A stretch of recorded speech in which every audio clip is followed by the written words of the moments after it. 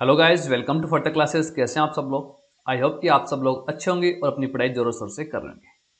तो गाइस, इस क्लास के अंदर हम बात करने वाले हैं कोशिका विज्ञान के बारे में।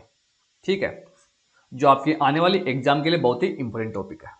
कोशिका की अगर मैं बात करूंगा तो कोशिका को क्या बोलते हैं? सेल, जिसको हम बोलते हैं। ठीक है, टोटल 120 क्वेश्चन है, 120 क्वेश्चन है। आज जो हम बात करेंगे वो सेट फर्स्ट के बारे में बात करने वाले हैं। टोटल 3 सेट है इसके। आज हम टॉप 40 इंपोर्टेंट क्वेश्चन के बारे में बात करने वाले हैं जो आपकी पट्टे की परीक्षा में पूछे गए थे और आपकी आने वाली एग्जाम में पूछे जाएंगे। ओके, तो गाइस चलते हैं अपने इंपोर्टेंट क्वेश्चंस की तरफ बिना टाइम वेस्ट किए हुए।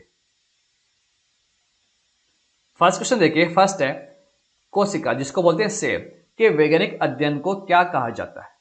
ठीक है, अगर मैं सबसे पहले बात करूं कि सेल होता क्या है, जिसको बोलते हैं कोशिका। ठीक है, सेल की अगर मैं बात करूंगा तो सजीवों के शरीर की संरचनात्मक और क्रियात्मक इकाई, जिसको क्या कहा जाता है? सेल कहा जाता है, जिसको बोलते हैं कोशिका। कोशिका क्या होती है? अपने आप ही जन्म ले सकती है, यह भी ध्यान रखना इंपॉर्टेंट है। तो क्या हो गया कि सजीवों के शरीर की रचनात्मक और क्रियात्मक इकाई को हम क्या कहते हैं? कोशिका मीन्स की सेल कहते हैं। तो सेल मीन्स की कोशिका के वैज्ञानिक अध्ययन को क्या कहा जाता है? तो इसके वैज्ञानिक अध्ययन को गाइज कहा जाता है साइटोलॉजी। ऑप्शन नंबर सी अपना क्या होगा? सही आंसर हो जाएगा इस क्वेश्चन का। ओके, अगला क्वेश्चन देखिए। अगला है, मानव शरीर में कोशिकाओं की खोज किसने की थी? जो हमारी बॉडी है उसके अंदर कोशिकाओं की खोज किसके द्वारा की गई थी? तो गाइस ये की गई थी रॉबर्ट हुक के द्वारा। ऑप्शन नंबर डी अपना सही आंसर हो जाएगा इस क्वेश्चन का। ओके, अगला क्वेश्चन देखिए। अगला है, ब्रिटिश वैज्ञानिक डेस ने 1665 ईस्वी में कोशिका की खोज की। ठीक है, तो किसने की थी? तो गाइस ये की गई थी रॉबर्ट हुक के द्वारा। मैंने भी आपको बताया था। तो ऑप्शन नंबर ए क्या हो गया अपना? सही आंसर हो गया इस क्वेश्चन का। ब्रिटिश वैज्ञानिक रॉबर्ट हुक है जिन्होंने 1665 ईस्वी में कोशिका की खोज की थी, मीन्स की सेल की खोज की गई थी। अगला क्वेश्चन देखिए। अगला है, निम्नलिखित में से कौन सी सबसे बड़ी ज्ञात कोशिका है? ज्ञात कोशिका के बारे में पूछा गया कि सबसे बड़ी कौन सी है? तो गाइस वो है शुतुरमुर्ग का अंडा। ऑप्शन नंबर डी अपना क्या होगा? सही आंसर हो जाएगा इस क्वेश्चन का। शुतुरमुर्ग का अंडा ही क्या है? सबसे बड़ी ज्ञात कोशिका है। ओके,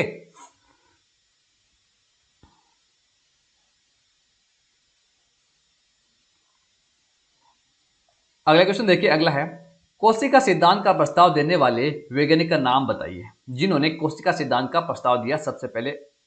ठीक है, तो किसके द्वारा दिया गया? तो ये दिया गया था एम जे स्लेडन और थियोडर स्वान के द्वारा।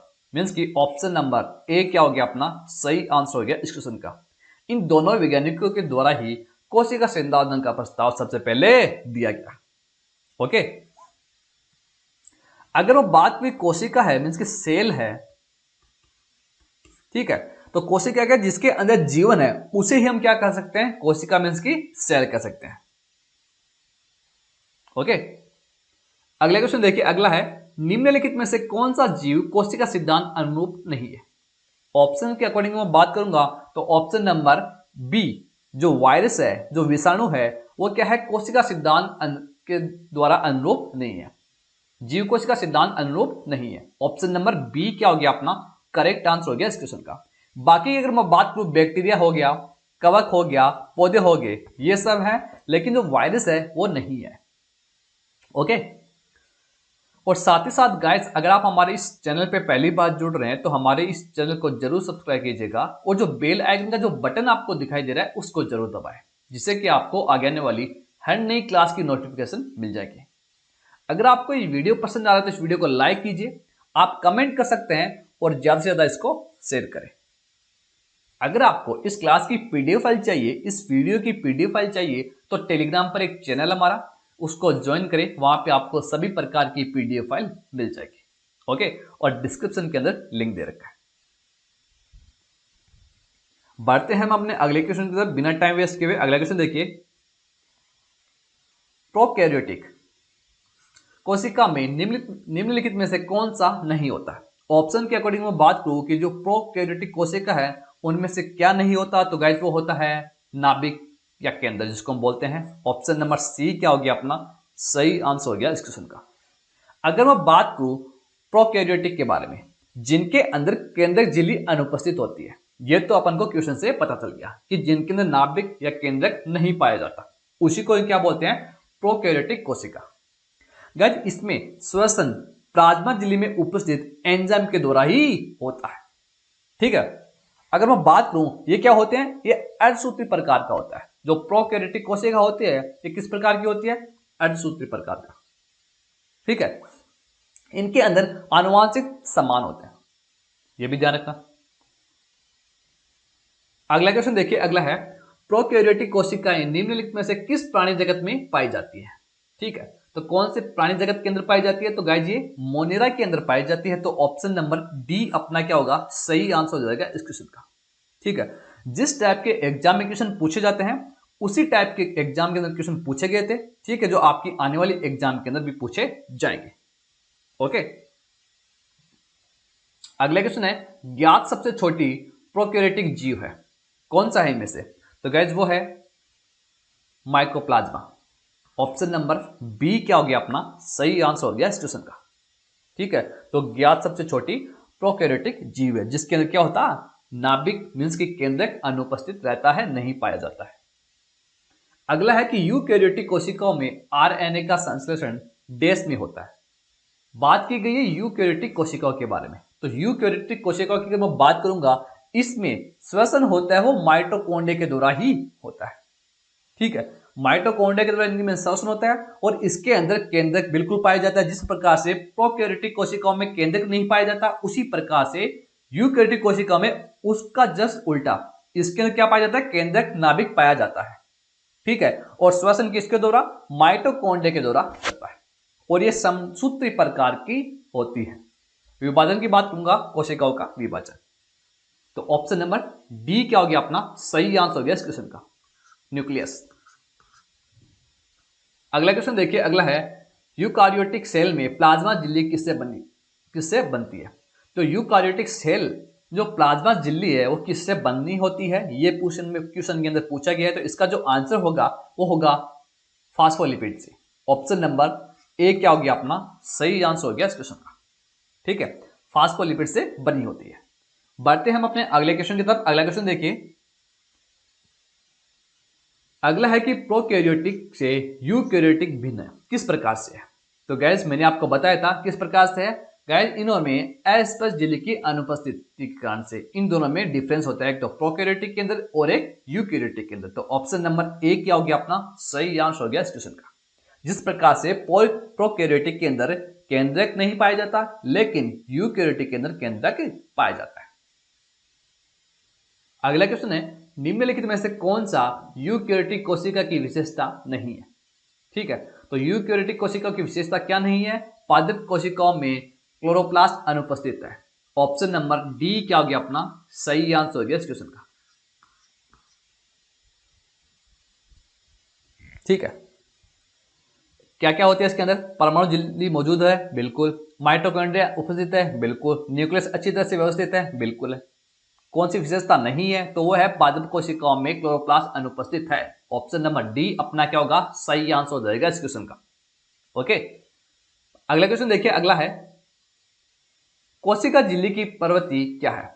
जो कोशिका झिल्ली है उसकी प्रवृत्ति किस प्रकार की होती है, तो गाइस वो होती है अर्धपारगम्य। ऑप्शन नंबर बी अपना क्या होगा सही आंसर हो जाएगा इस क्वेश्चन का। बात की गई है अर्धपारगम्य के बारे में कि अर्धपारगम्य की प्रवृत्ति होती है कोशिका झिल्ली की। तो अर्धपारगम्य होता क्या है कि एक प्रकार की जैविक झिल्ली है जो कुछ अणुओं या आयनों को अपने से होकर पार होने देती है, जबकि अन्य को नहीं। और ये कृत्रिम झिल्ली भी होती है जिसको हम बोलते हैं अर्धपारगम्य। ठीक है, जिसे जल है वो शुद्धिकरण हेतु प्रयोग में किया जाता है। समझ में आया आपको अर्धपारगम्य झिल्ली के बारे में।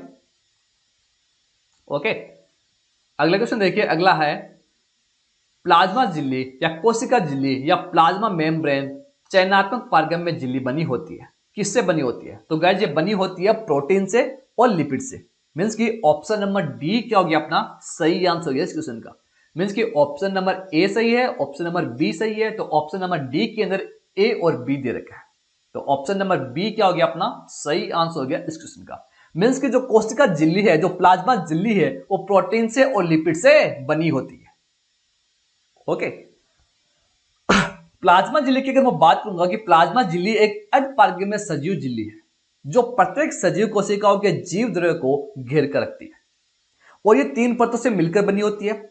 इसमें बाहरी व भीतरी परतें प्रोटीन से और जो मध्य की परत है वो लिपिड मींस की वसा से मिलकर बनी होती है। मींस की अगर मैं बात करूंगा 3 परतों से मिलकर बनी होती है। ठीक है, अगर मैं बात करूंगी पहली और तीसरी की अगर मैं बात करूं सपोज को ऐसे लगे, तो इनमें से ये दोनों क्या होती है, किससे मिलकर बनी होती है, प्रोटीन से।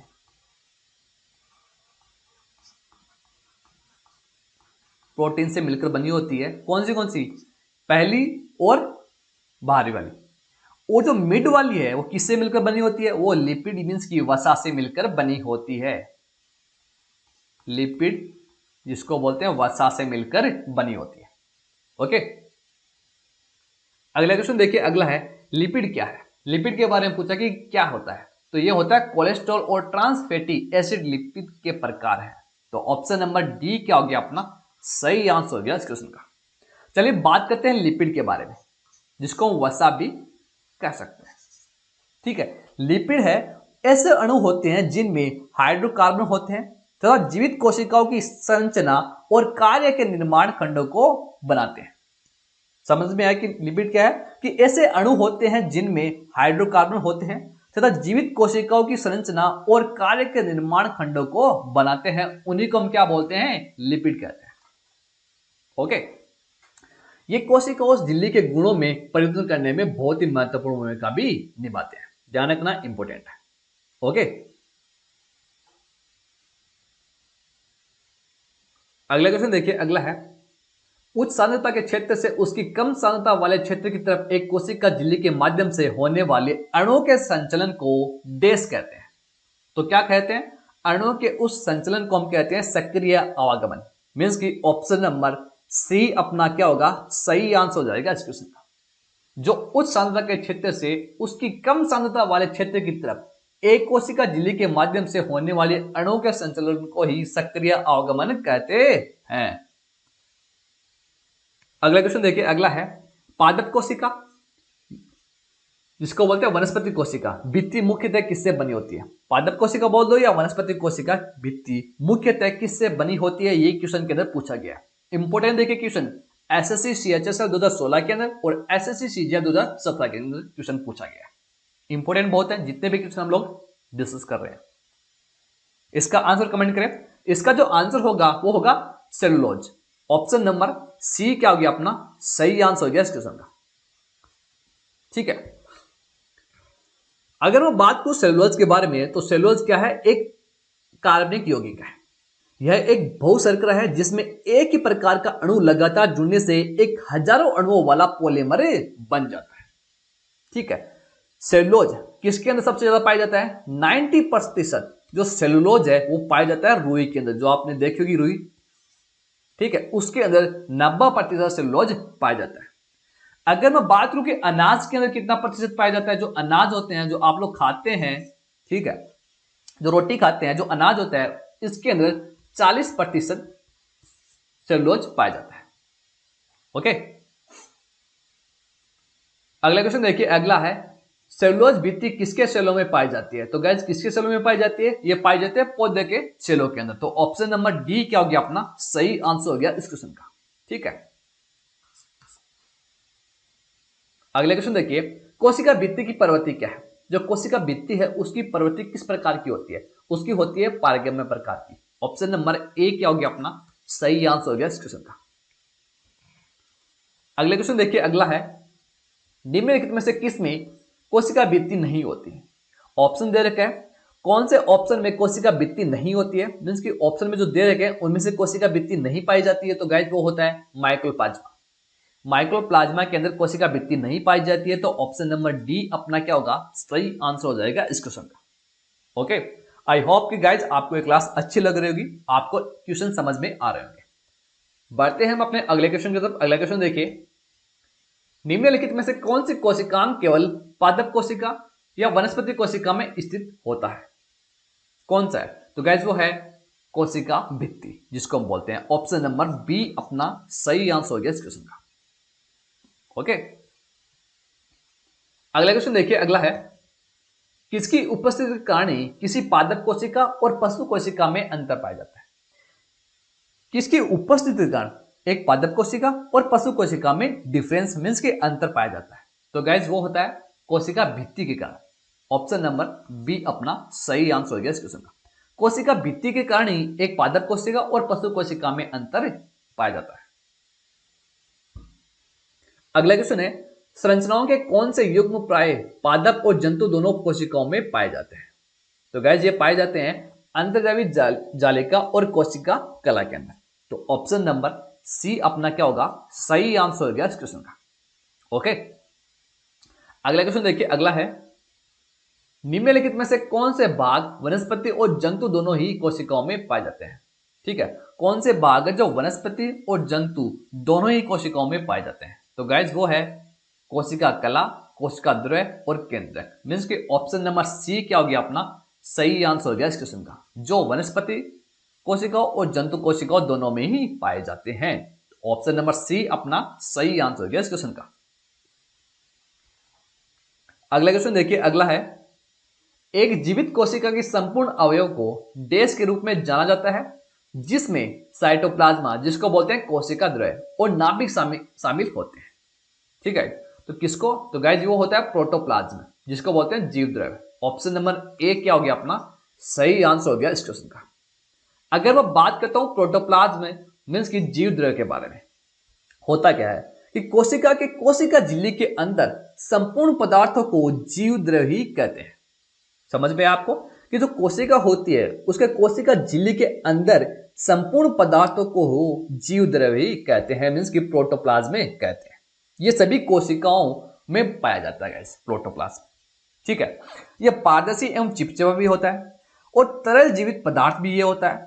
इसका जो उपयोग है वो सभी जीवों द्वारा ईंधन के रूप में किया जाता है, प्रोटोप्लाज्म का उपयोग। ओके, अगला क्वेश्चन देखिए, निम्नलिखित में से किसे जीवन का भौतिक आधार माना जाता है? ठीक है, जो लाइफ होती है उसका भौतिक आधार किसको माना जाता है? तो गाइस वो माना जाता है जीव द्रव्य को। ऑप्शन नंबर डी क्या हो गया अपना सही आंसर हो गया इस क्वेश्चन का। ठीक है, जो क्या होता है सभी जीवों द्वारा ईंधन के रूप में काम में लिया जाता है। अगला क्वेश्चन देखिए, अगला है कोशिका का जीवित अंश जीव द्रव्य, जिसको बोलते हैं प्रोटोप्लाज्म कहलाता है, यह किससे बना होता है? तो गाइस ये बना होता है कोशिका द्रव्य, केंद्रक द्रव्य और अन्य कोशिकांग से। मीन्स की ऑप्शन नंबर डी क्या हो गया अपना सही आंसर हो गया इस क्वेश्चन का। जो जीव द्रव्य है, जो प्रोटोप्लाज्म है, किस प्रकार का होता है? ये होता है तरल जीवित पदार्थ, तरल जीवित पदार्थ प्रकार का होता है। ठीक है, और पारदर्शी और चिपचिपा। अगला क्वेश्चन है जीव द्रव्य में सर्वाधिक पाया जाने वाला पदार्थ है, कौन सा है? तो गाइस वो है जल। चिपचिपा है, तरल है, नाम से स्पष्ट हो रहा है, तो डी ऑप्शन जल अपना सही आंसर हो गया इस क्वेश्चन का। बढ़ते हैं हम अपने अगले क्वेश्चन की तरफ। अगला क्वेश्चन देखिए, कोशिकाओं में सबसे प्रचुर मात्रा में अणु होते हैं जो कुल कोशिका द्रव्यमान का 70% या उससे अधिक होती है। क्या होती है? तो गाइस वो होती है पानी। 70% या उससे अधिक क्या होता है? पानी पाया जाता है। तो ऑप्शन नंबर डी क्या हो गया अपना सही आंसर हो गया इस क्वेश्चन का। ओके, अगला क्वेश्चन देखिए, अगला है लिपिड स्राव के लिए निम्न में से कौन उत्तरदायी होता है? तो गाइस वो होता है चिकनी अंतःप्रदवी जालिका। ठीक है, ऑप्शन नंबर डी क्या हो गया अपना सही आंसर हो गया इस क्वेश्चन का। Smooth endoplasmic reticulum. अगला क्वेश्चन देखिए, अगला है एंडोप्लाज्मिक अंतःप्रदवी की सतह पर डैश की उपस्थिति के कारण वह खुरदरी होती है। तो किसकी उपस्थिति के कारण? तो गाइस वो होती है राइबोसोम की उपस्थिति के कारण वो क्या होती है? खुरदरी होती है। तो ऑप्शन नंबर डी क्या हो गया अपना सही आंसर हो गया इस क्वेश्चन का। अगर मैं बात करूं राइबोसोम के बारे में कि राइबोसोम होता क्या है, तो राइबोसोम क्या है कि सजीव कोशिकाओं के कोशिका द्रव्य में उपस्थित बहुत ही सूक्ष्म कण है। ठीक है, जिनकी प्रोटीनों के संश्लेषण में महत्वपूर्ण भूमिका भी निभाता है। राइबोसोम। इसका जो वैज्ञानिक नाम दिया गया था वो किसके द्वारा दिया गया था? रिचर्ड रॉबर्टसन के द्वारा। रिचर्ड के द्वारा इसका वैज्ञानिक नाम दिया गया था राइबोसोम। ठीक है, जिसकी जो महत्वपूर्ण जो भूमिका ये निभाता है वो निभाता है प्रोटोनों के संश्लेषण के अंदर। ओके, अगला क्वेश्चन है प्रोटीन संश्लेषण में निम्न कोशिकाओं में से किसकी भूमिका सबसे अधिक महत्वपूर्ण है? तो किसकी है? तो गाइस वो है खुरदरी अंतःप्रद्रवी जालिका और राइबोसोम की। मींस की ऑप्शन नंबर बी अपना क्या होगा? सही आंसर होगा इस क्वेश्चन का। रफ एंडोप्लाज्मिक रेटिकुलम और राइबोसोम की। अगला क्वेश्चन है राइबोसोम किसके स्थल कहे जाते हैं? तो राइबोसोम वो कहे जाते हैं, वो प्रोटीन निर्माण के स्थल कहे जाते हैं। कि ऑप्शन नंबर ए क्या हो गया अपना सही आंसर हो गया इस क्वेश्चन का, क्योंकि प्रोटीन के संश्लेषण में ही ये महत्वपूर्ण भूमिका निभाते हैं। अगला क्वेश्चन है कोशिका के किस हिस्से में प्रोटीन बनाया जाता है? ठीक है, कोशिका के वो कौन सा हिस्सा है, वो सेल का वो कौन सा हिस्सा है जिसके अंदर प्रोटीन बनाया जाता है? तो गाइस वो है राइबोसोम। ऑप्शन नंबर सी अपना क्या होगा सही आंसर हो गया इस क्वेश्चन का। अगला क्वेश्चन है निम्न में से किस कोशिकांग में झिल्ली नहीं होती? ऐसा कौन सा कोशिकांग है जिसके अंदर झिल्ली नहीं पाई जाती है? ऑप्शन के अकॉर्डिंग मैं बात करूं तो वो है राइबोसोम, जिसके अंदर क्या होती है? झिल्ली नहीं पाई जाती है। तो ऑप्शन ए क्या हो गया अपना सही आंसर हो गया इस क्वेश्चन का। बाकी गोल्जिकाय हो गया, सूत्रकणिका हो गया, लयनकाय हो गया, इनके अंदर क्या होता है? कोशिकांग में झिल्ली पाई जाती है, लेकिन राइबोसोम में नहीं पाई जाती।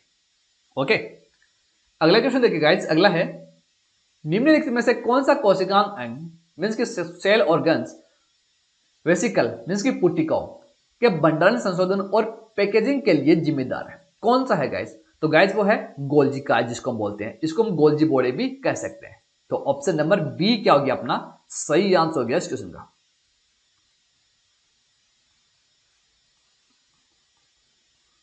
ठीक है, गोल्जिकाय जिसको हम बोलते हैं।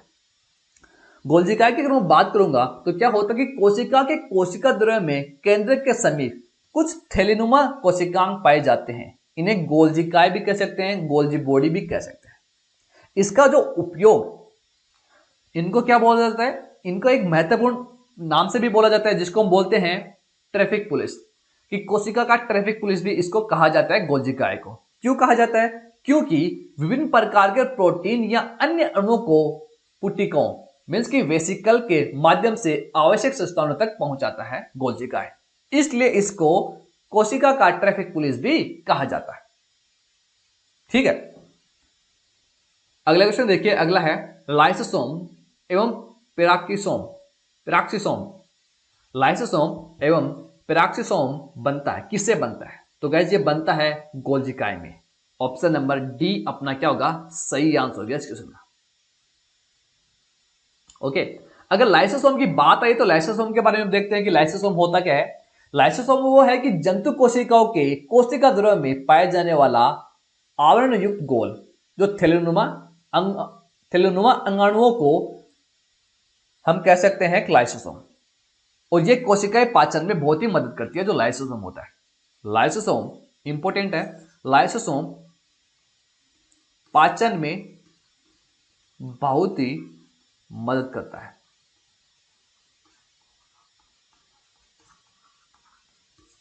ओके, अगला है कोशिका में निम्न में से कौन सी पाचन थैली कहलाती है? मींस की डाइजेस्टिव बैग कहलाती है।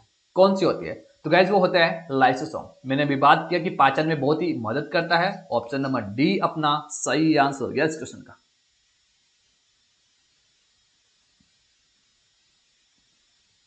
अगला है निम्न में से किस कोशिकांग को एटम बम कहते हैं? एटम बम वो नहीं जो पाकिस्तानी लोग फेंकते रहते हैं, वो वाला एटम बम नहीं है। वो है कोशिकांग को एटम बम कहते हैं। कौन सी कोशिकांग है? तो गाइस वो होती है लाइसोसोम, जिसको क्या कहा जाता है? कोशिकांग का एटम बम भी कहते हैं। तो ऑप्शन नंबर डी क्या हो गया अपना सही आंसर हो गया इस क्वेश्चन का। ओके, आई होप कि गाइस आपको क्वेश्चन अच्छे लगे होंगे, आपको समझ में आया होगा। तो ये थे टॉप 40 क्वेश्चंस, ठीक है, कोशिका विज्ञान के ऊपर, जो आपकी प्रतियोगी परीक्षाओं में पूछे गए थे और आपकी आने वाली परीक्षाओं में, आने वाली एग्जाम के ऐसे क्वेश्चन पूछे जाएंगे। Okay, I hope you guys आपको ये क्लास पसंद आएगी, आपको ये वीडियो पसंद आएगा। अगर आपको ये वीडियो पसंद आए तो इस वीडियो को लाइक कीजिए और ज़्यादा से ज़्यादा शेयर भी कीजिए। अगर आप हमारे इस चैनल पे पहली बार जुड़ रहे हैं तो हमारे इस चैनल को जरूर सब्सक्राइब कीजिएगा और जो बेल आइकन का जो बटन आपको दिखाई दे रहा है उसको जरूर दबाएं, जिससे कि आपको आगे आने वाली हर नई क्लास की नोटिफिकेशन मिल जाएगी। ओके, तो गाइज मिलते हैं नेक्स्ट क्लास में नेक्स्ट इंपॉर्टेंट एंड धमाकेदार क्वेश्चन के साथ। तब तक के लिए thank you, goodbye and take care.